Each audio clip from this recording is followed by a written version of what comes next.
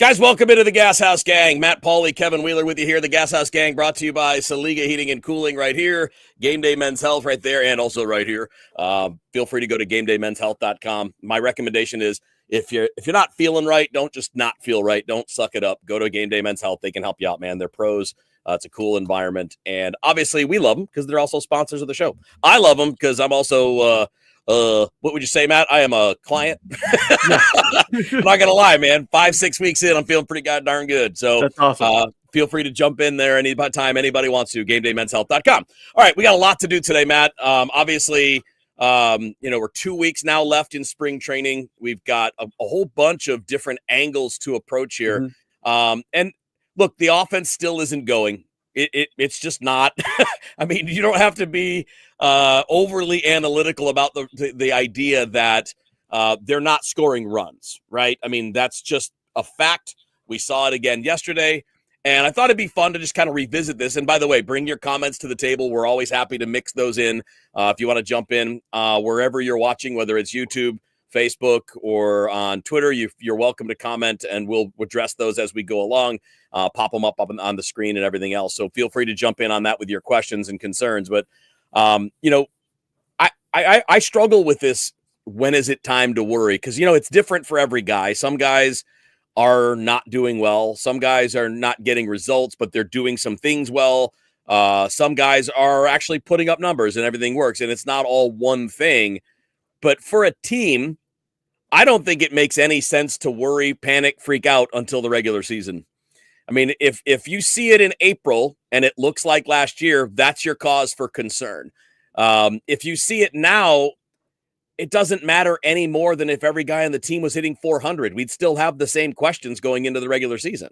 Yeah, I think there's two things here. I think you look at it from an individual perspective and from a team perspective. I'd very respectfully actually push back on something here, Kevin, that... Oh, no. Yes, very respectfully. Very respectfully. You can do it disrespectfully. That's fine.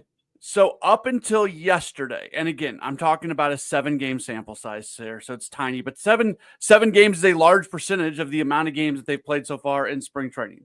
Up until yesterday's shutout loss against the Mets, over the last 7 games prior to that, the Cardinals had a team OPS of 812, and they had scored 35 runs over those 7 games, so about five runs per game. So there's been a little bit of life to offense. Now, you take that one step further and you start taking a look at what individuals are doing and where that's coming from, minor league guys versus major league guys. Like, I'm not sitting here telling you they were a great offensive club for those 7 games, but to say that they've just been bad offensively, I think is incorrect based off that 7-game sample going into yesterday. Yeah, I mean, on the whole, they've scored 72 runs in 17 games. By the way, that's 11 more runs than the Atlanta Braves have scored. Yeah. Are you is anybody now? Again, I get it because the Braves aren't coming off a year. Well, actually, they are kind of coming off a year where they struggled offensively, but that was mostly because Acuna went down and Albies was out a couple of different times and struggled a little bit. But I was also with Marcell Ozuna having a monster year and helping carry their offense. I don't get why we have a sense of urgency in March.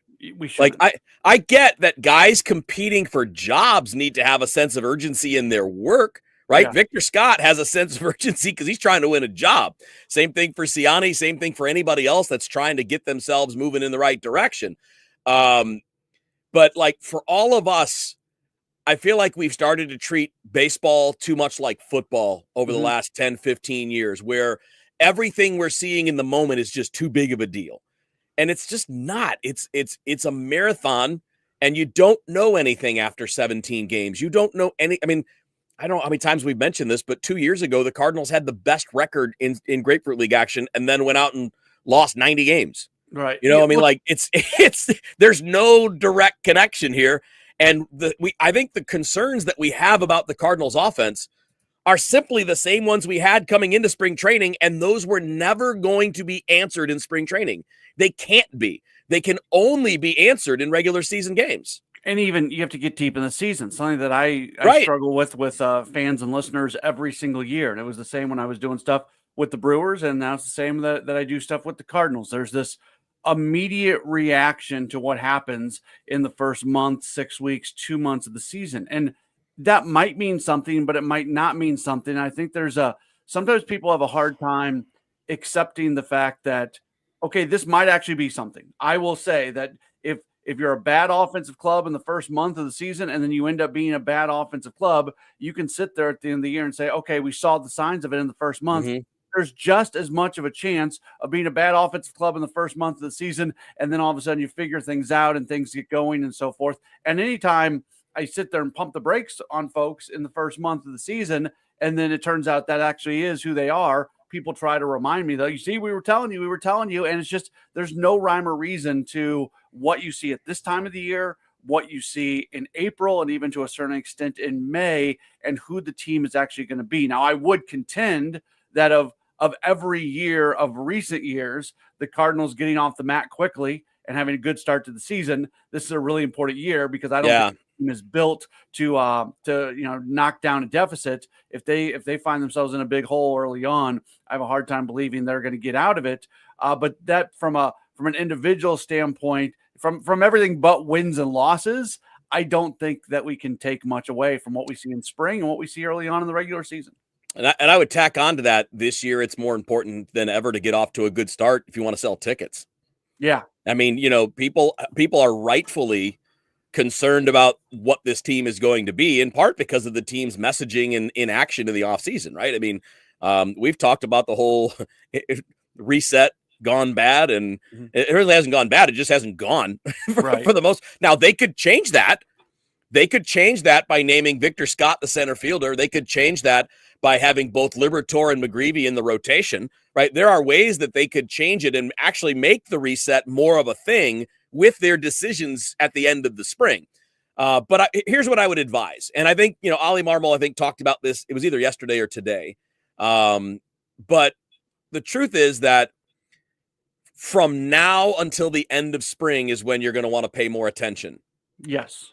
Because now, these last 2 weeks, it's going to be more starters and more big leaguers all the way through games. You're closer, which is one thing, but you're already ramped up, right? And what Ollie said, I think it was in Katie Wu's piece. She quoted Ollie as saying, I don't know if that was an individual conversation or if that was a group conversation, but she quoted Ollie as saying something along the lines of, by now you're built up, right? You spend a lot of spring just kind of getting up to speed, getting your body back used to doing baseball things in a baseball setting, outdoors in cleats, getting your timing and doing all that. Well, you should be okay on all of that now if you're someone that hasn't had a physical setback. So now's the time between now and opening day where you're competing like a ball player. Winning and losing is not the end of the world, but you're facing big leaguers more and more, both pitchers and hitters facing big leaguers on the other side more and more. And as a starter, you're going more into the game. You're not going 4 innings anymore. Now you're starting to go 6 or 7. And next week it'll be, you'll be seeing guys playing full games because you want to do that before you get to the regular season. So this would be the window if you want to start looking deeper as to, individual performance. This would be the window where you probably get better information, even though you can't draw hard conclusions. Yeah, 100%. So if somebody if they haven't hit at all during spring, and then all of a sudden, not all of a sudden, but then that just continues through the final 2 weeks of spring training, and they just have overall terrible numbers, that doesn't mean for sure that they can't turn it on when the regular season gets started, but it's also a sign that this guy might not be ready, and we don't know if they're ever going to be ready this season to hit major league pitching. So you just look there, you got to be able to discern a lot of stuff. You got to, what's real, what's not real. Some stuff a discerning eye can see, Kevin. Some it can't. Sure. You just have to wait and see. I have a hard time getting overly upset or overly concerned about just about anything that I see in spring.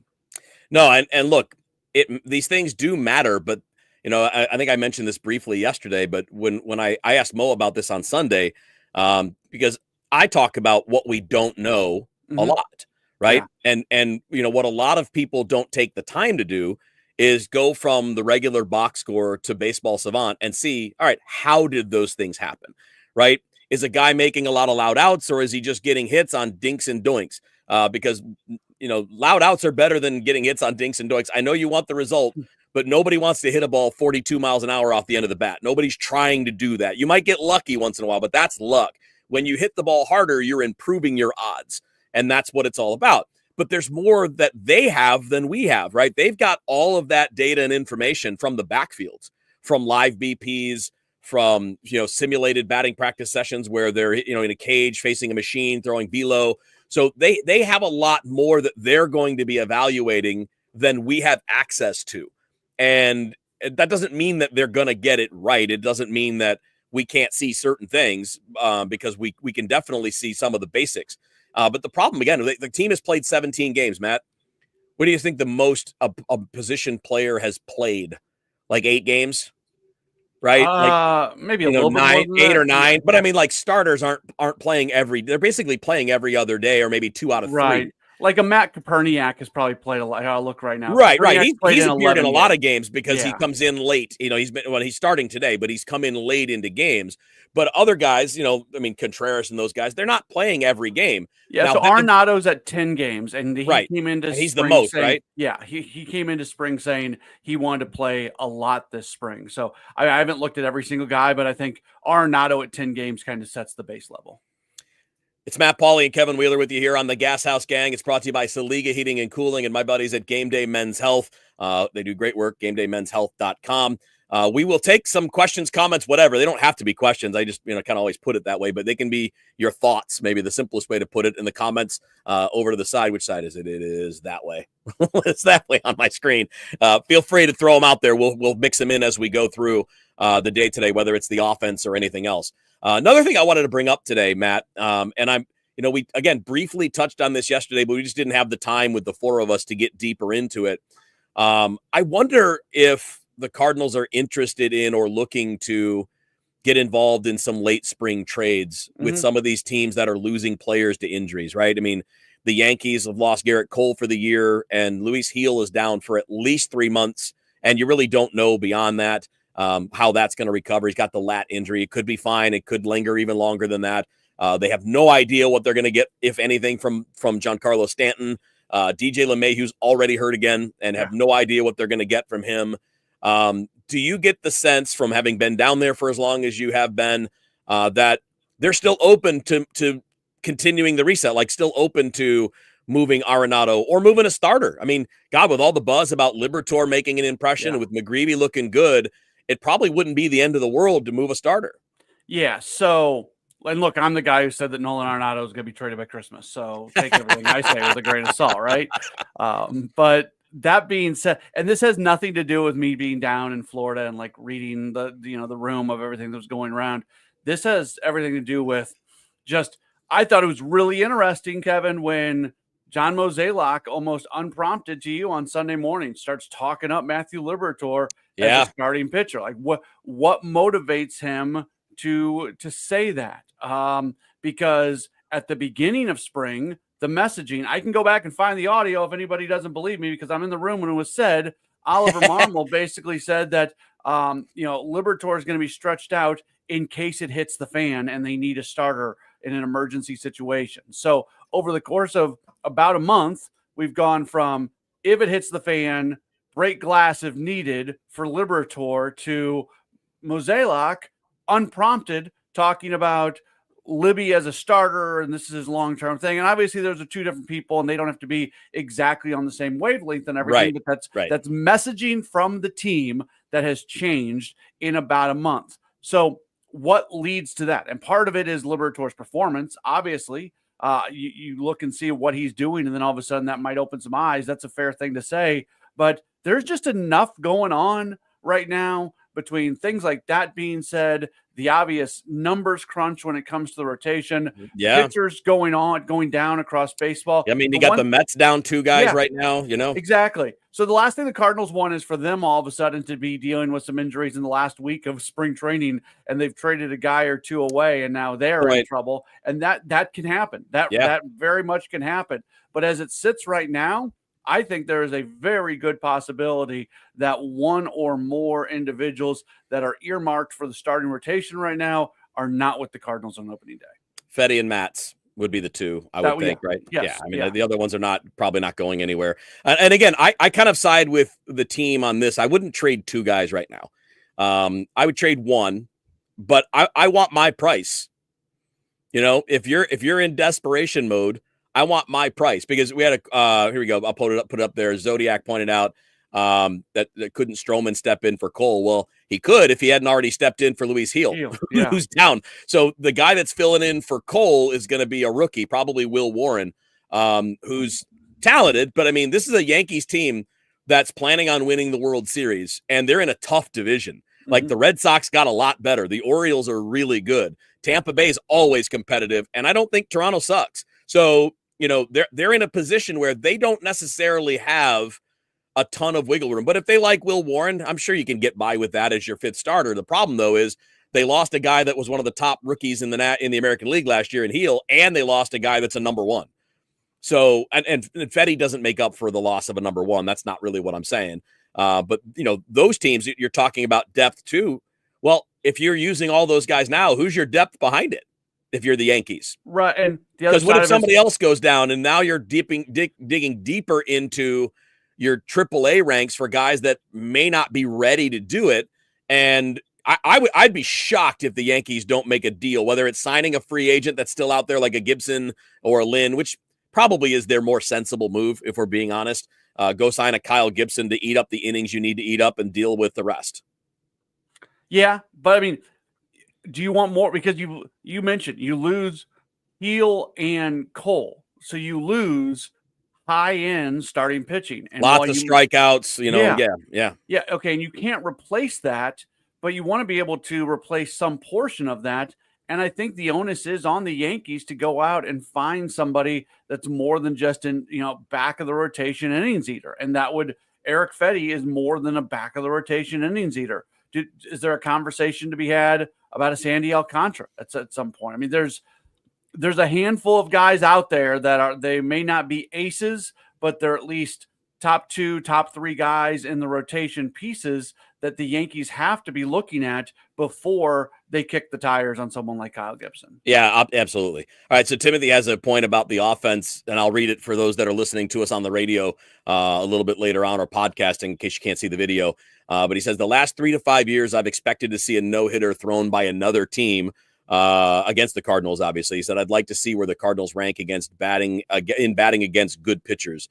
Well, first of all, we all agree the offense wasn't good enough last year. I mean, I think 100% agree with that. And it wasn't very good the year before that. 2022, it was fine. The offense was very good. What changed?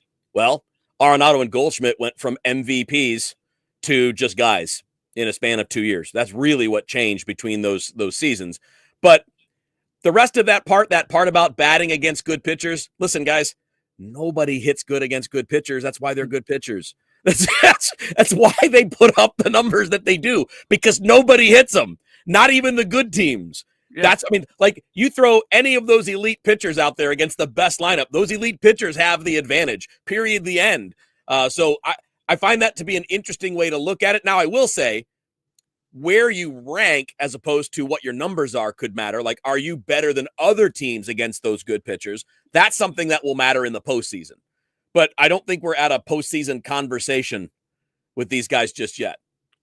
These guys being the Cardinals, I mean. Look, I also think part of that, and I'm not trying to be disrespectful to the texter. Thank you so much for being tuned in and everything. But I think this is the case of maybe not watching what else is going on in Major League Baseball. And that's fine. You don't have to. We talk about this all the time. Like, you can watch your team and have these senses about your team. Even 2023, they were a middle of the pack team from a hitting perspective. Their batting average ranked like 12th or 13th. They had a 742 OPS as a team that year.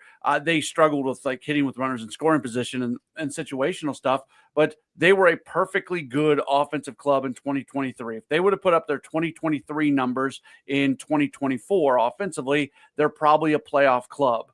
You mentioned 2022. You can go back. So in saying, the last 3 to 5 years, you feel like the team was going to get no hit every single night. Well, you're just not paying attention to where the Cardinals are at, because they have been either an average or above average offensive club all of those seasons except last season, which was admittedly terrible. Yeah, and last season stunk. I mean, it just did. I mean, yeah.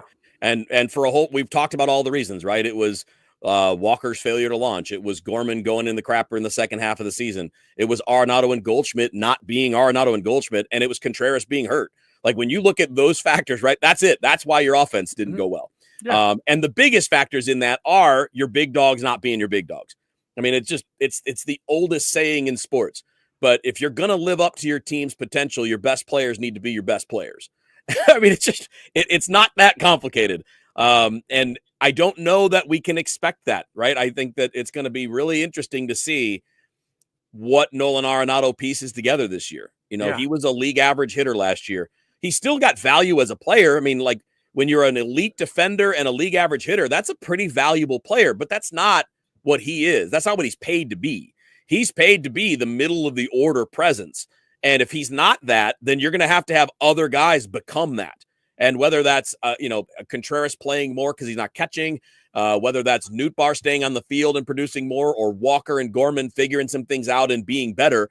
But one of the things that has to happen if you're going to be good, and look, maybe they won't be, but if they're going to be good, the middle of that order needs to come together in some way, shape, or form to produce runs. I think the only guy that you can really have high expectations offensively for this year is Wilson Contreras. You can have high offensive hopes for Nolan Arenado and Jordan Walker and Nolan Gorman and Mason Wynn and Brendan Donovan and Lars Nootbaar and whoever else you want to put in there. I think all those guys that I just mentioned have the potential and have the ability to be really good offensive players. And if they all reach that potential this year, this could turn into a really fun team that really exceeds expectations. But if we're being incredibly honest about everything, all those secondary guys that I just mentioned, really you're hoping for them, whether with Nootbaar, it's hoping that they stay healthy, or for Wynn, whether it's hoping that he's able to, avoid some type of sophomore slump. Obviously, we've talked a lot about Gorman and Walker and being able to take those steps forward. There's some level of hope that goes along with all of that. Wilson Contreras, tell me if you disagree, Kevin, but Wilson Contreras to me is the only guy in the lineup that you can almost assume the offensive production. I'd say he's the one guy that when he's on the field, he's, that's the only, and the injuries like last year was related directly to the position he was playing. Right. But when he's been on the field, you go look at his numbers as a Cardinal, man. His offensive numbers as a Cardinal have been phenomenal. Again, like if you look at his offense since being a Cardinal, he would rank as one of the top 5 or 6 offensive first basemen, not just catchers, but first baseman, like at a power position, at an offensive position, he would rank in the top 5 or 6 at the level he's produced as a Cardinal, which is why they're moving him off catcher. Mm-hmm. I mean, they probably hope that they can get better defense out of Herrera and Pajes too, but like more importantly, they just need his bat in the lineup every day. They need him to get 150 games, and that can't happen as a catcher. You're not going to play that much.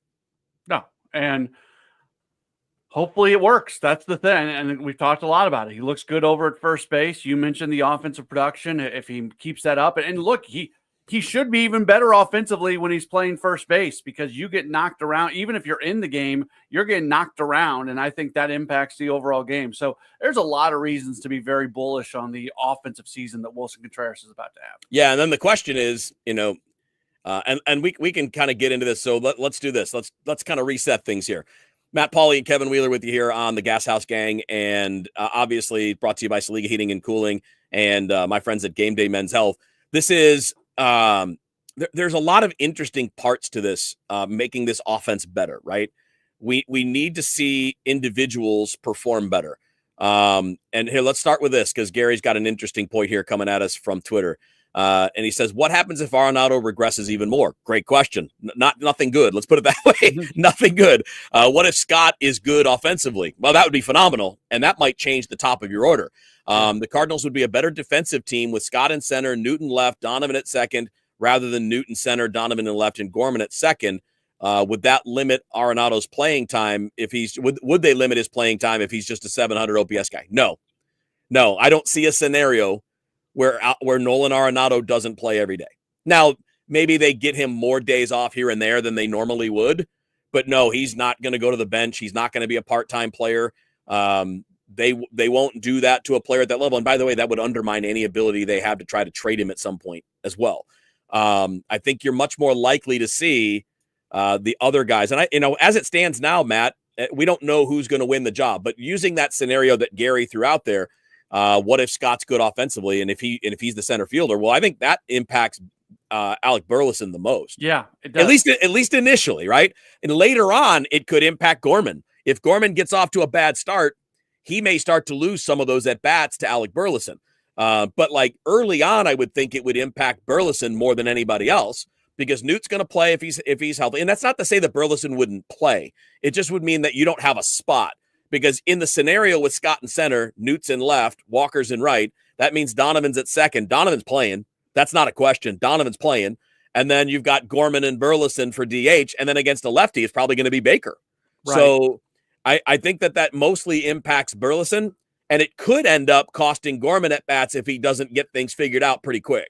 And this goes back to what we talked about all offseason about the roster pieces just did not fit to do everything you wanted to do if Nolan Arenado's on the team. So that's where the team is at right now. And we knew when Arenado was going to stick around, and that's okay. You have to work through it. I still think that Nolan Gorman is going to be given as much runway as possible. There's going to be priority in getting him in the lineup. And by the way, I hate doing this because we've spent so much time talking about how spring stats don't matter and small sample size, yada, yada, yada. I stand by all that. But at the same time, when you look at what Gorman has done over his last 6 games in spring, he's hitting .350 with a .950 OPS. Now, the reason I bring that up, I think where this is a little bit notable is you can then compare that to where he was at earlier on in spring because he was really, really struggling. Yeah, he was terrible. At the place. So, I mean, we've seen something click in. So in Gorman's first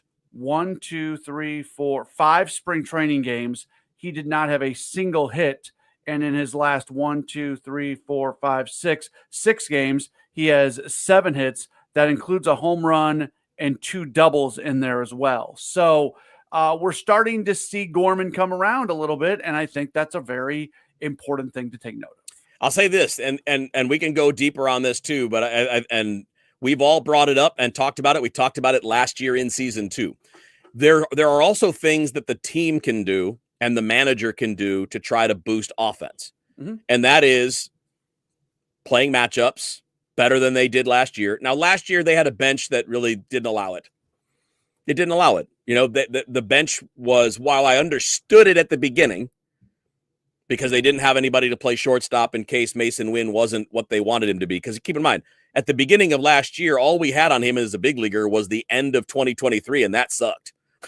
Right? Like we didn't have any evidence. Now we have a lot more evidence about Mason Wynn. I think we can say, even with his flaws and his chase rate and all that, he's going to be at least a league average hitter.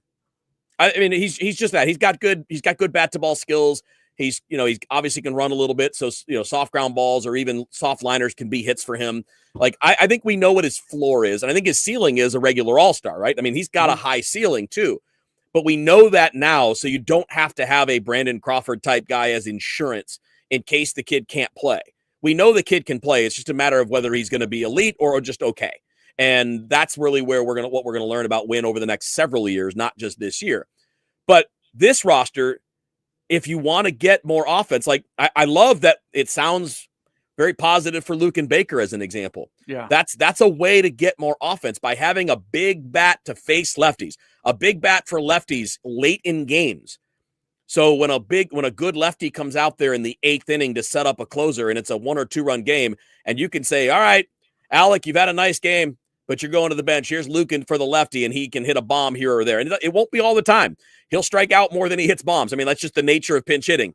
But that threat and then his ability to impact games as a starter against left-handed pitching, that can be more offense. And doing that with other players can be more offense too. And I would also argue, and we've talked about this, lineup construction.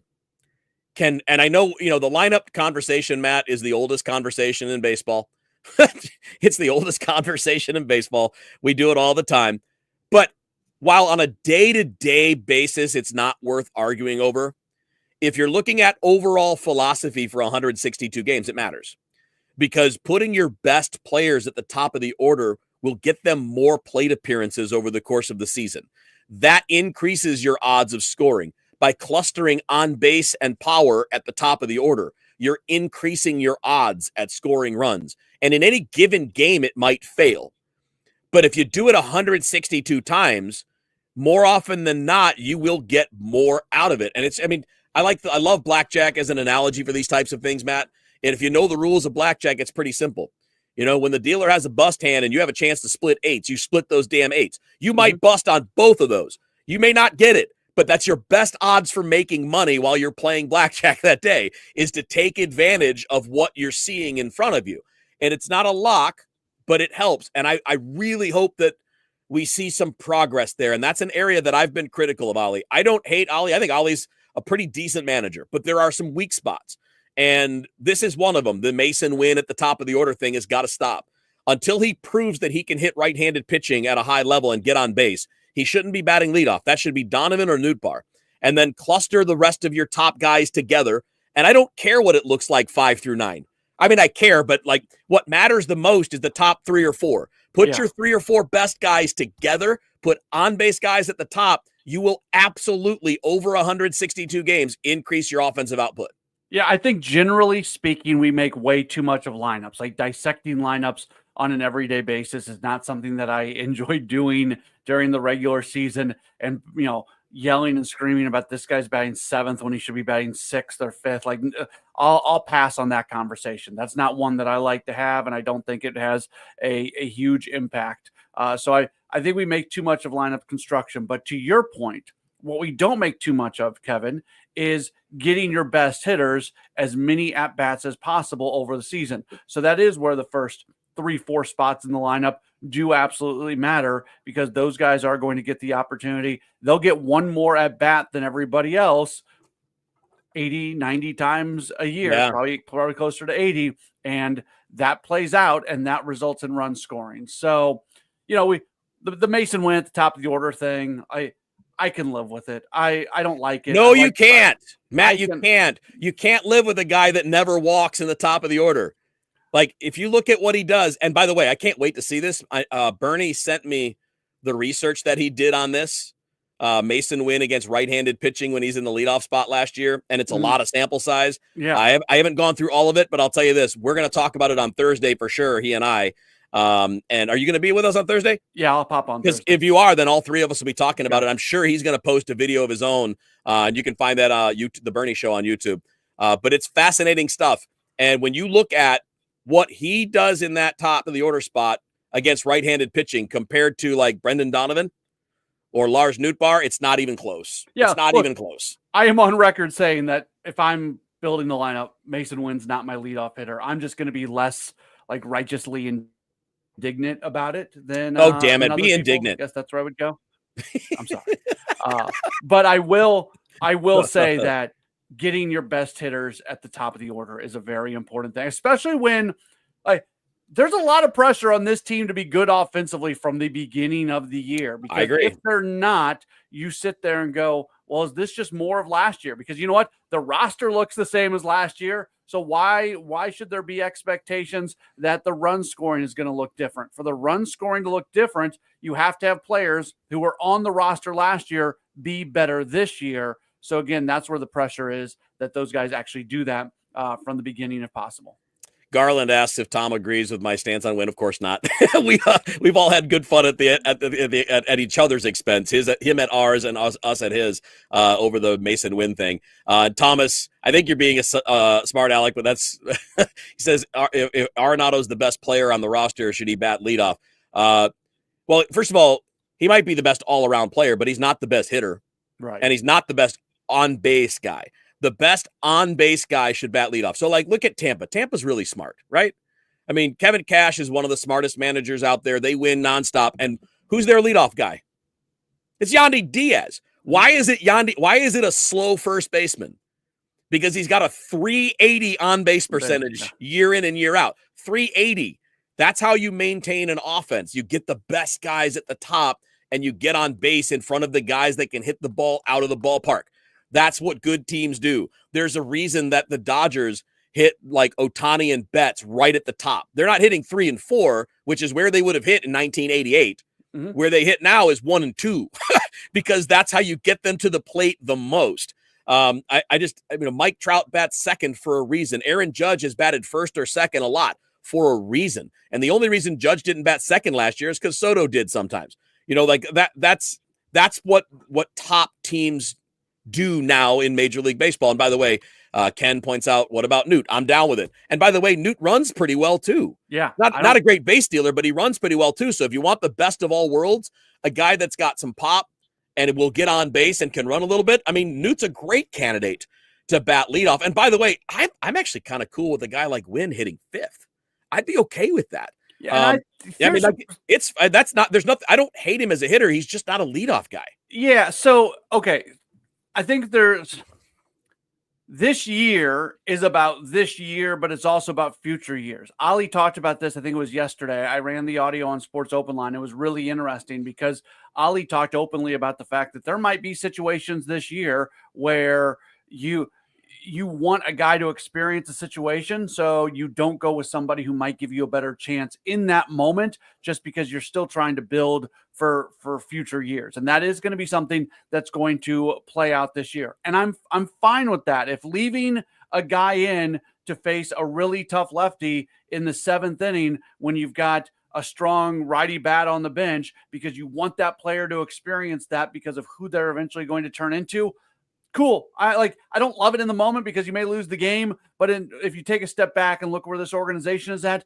I can accept that. There is purpose to doing that. This is where the Mason Wynn batting leadoff thing doesn't make as much sense to me because I think even in those terms, there isn't that purpose. Mason Wynn, in the areas that he's going to improve, I don't think he improves he does a little bit, but not to like an elite level. He doesn't improve in these areas where he profiles more and more and more like a leadoff hitter. As he gets to be a better hitter, he's going to profile out more like a middle of the order hitter. We're going to see more power from him. We're going to see more pop. There's going to be some things that continue to develop. So that's what confuses me on all this, because I'm totally fine having people kind of do things that are out of their strengths right now.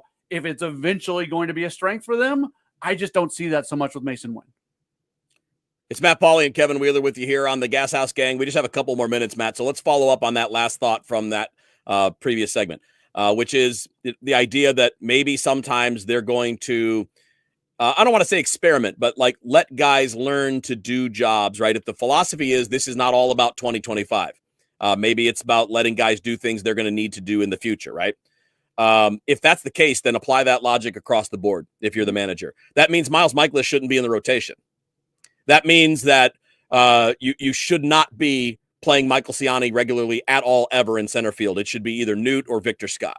I mean, like I'm down with that philosophy, but you have to be consistent about it. You can't say we're going to do that for one spot here or one spot there. If this year is about learning for 2026, then let's do it. We can't go halfway. We can't say, well, we hope Wynn can be a leadoff man in the future, so he's going to get those opportunities now, even if it's not best for winning games. But we're still going to roll Miles Michaelis out there. And that's where they're stuck in the middle. That's where they're stuck in the middle. Pick a side. Like, I'm cool with that. If you're telling me Wynn's going to bat leadoff because we want him to learn if he can do it, fine. But that's got to be the approach with your roster decisions and your playing time across the board. And that means if a veteran's struggling, and by the way, on that note, maybe sometimes Ryan Helsley doesn't close because you got to figure out who's going to close for you in the future if you're not going to sign him. Yeah, so, I mean, I think that logic has to apply across the board. But it's not like we can talk about this all we want, Kevin, and it's an interesting conversation, I guess, to be had. But I also like having conversations that are based in reality. And the reality of the situation is it's not going to be 100% that way. It's not going to be 90% that way. This is going to be a 50-50 season. There are going to be points. Well, then it's going to be a half-ass season. It's going to be a disappointment. Maybe not. Let's wait and see on that. But I can tell you, I'm 100% sure of the words that are about to come out of my mouth. There are going to be times where decisions are made about the future, and there are going to be times where the future isn't going to matter at all, and the decisions are going to be made in the other direction. And you know what? As somebody who hosts the post-game show, it's going to be really challenging because one day I'm going to say, well, they made this decision because they want to see what this guy's going to look like in 2026. And the next day it's going to be the exact opposite. And it's going to be like I'm talking out of both sides of my mouth the entire year. Matt, I trust you. You are 100% correct in what you're saying. I know that you've talked to Ollie about these things. You spent a lot of time down there seeing and hearing it. And all I'm saying is if they do that, it's a mistake. You either need to try to win games or you need to stay focused on the future. You can't do both. You can't have it both ways, because if you do, you're stuck in the middle, and we're just going to get a repeat of last year. Well, you can go back and listen to the podcast Sports Open Line. I ran Yeah. a quote from Ali yesterday. Yeah. He literally said that over 162 games, they feel like they're going to have the opportunity to do both those things. Those words came out of Oliver Marmole's mouth yesterday. Yeah, I believe you, and I this is just would be an area where I would say I disagree with the manager. I don't think that you can play it both ways. And if it's about 2026, then Victor Scott needs to play center field, and Liberatore and McGreevy need to be in the rotation. You know, like you got to do those things, because we can't just do it piecemeal. Otherwise, you're going to have to do it piecemeal again next year, because then you're not going to know all these things. Right? I mean, we don't want to go into next year having the same questions, which is all of our big concern. All right, we ran out of time and we went over, because that's what we do. Matt, good times, buddy. We'll talk again. Are you in tomorrow? Yeah, I'll be on tomorrow. I think it's you and I again tomorrow. I think that's the plan, because Tom's got a conflict tomorrow. And then obviously we'll all be with Bernie on Thursday, and you guys will figure it out on Friday without me, because I'm on vacation on Friday. So I will not be here. Hey, thank you guys for tuning in. We appreciate the questions. Everybody just checking us out. We love you. Thank you so much. Check out Saliga Heating and Cooling at SaligaHeatingandCooling.com. Check out GameDayMen'sHealth.com. Those are our great sponsors. And this has been the Gashouse Gang.